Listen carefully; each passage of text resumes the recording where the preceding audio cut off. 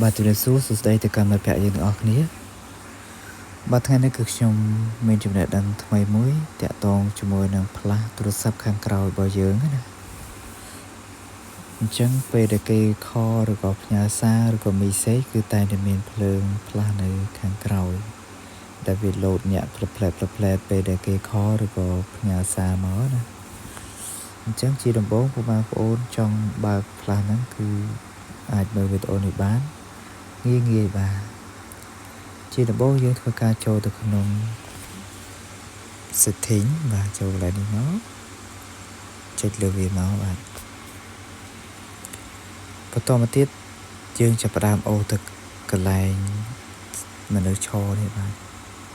ដើម្បីបើកភ្លើងណាចុចកន្លែងហ្នឹងមកបន្តមកទៀត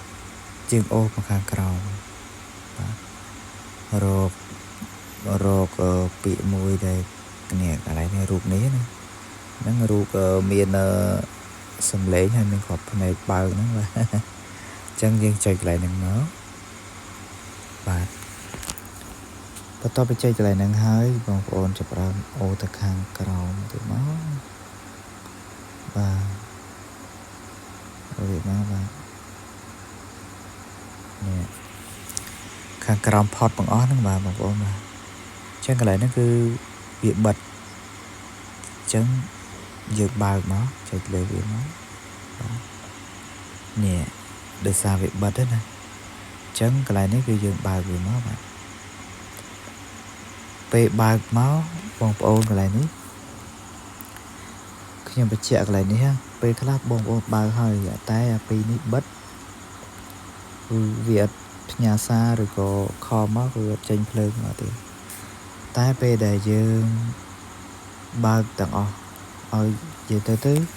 ប្រកាសថាកន្លែងហ្នឹងសញ្ញា Q ទាំងអស់អញ្ចឹងណាបានវាចេញភ្លើងពេលដែលគេខលឬក៏ផ្ញើសារឬក៏ message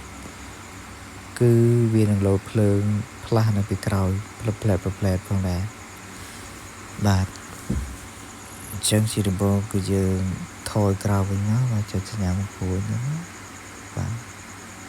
អញ្ចឹងខ្ញុំបញ្ជាក់ម្ដងទៀតបាទទីមួយយើងចូលទៅកន្លែងនេះណាមើលម្ដងទៀតដោយសារវីដេអូរបស់ខ្ញុំចូលចិត្តធ្វើបញ្ជាក់បាទពុកម៉ែបងចុចកន្លែងហ្នឹងមកបន្តមកទៀតយើងអូសមកខាងក្រោមแล้วយកពាក្យនេះហើយមានរូបមនុស្សឈរហ្នឹងបាទចុចលើវាមកតមកយើងធ្វើការអូសទៅក្រោមទៀតបាទ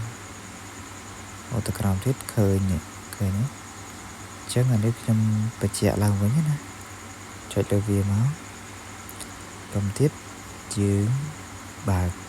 បាទនេះដំបូងវាមិនបិទចេះនេះបិទចេះបាទបិទចឹងណាតែឥឡូវយើងបើកវាមក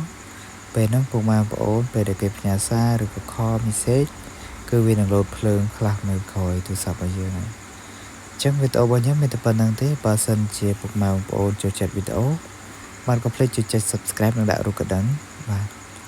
វីដេអូរបស់ខ្ញុំមានតែប៉ុណ្្នឹងបាទសូមអរគុណសូមគោរពលាជួបគ្នានៅវីដេអូក្រោយ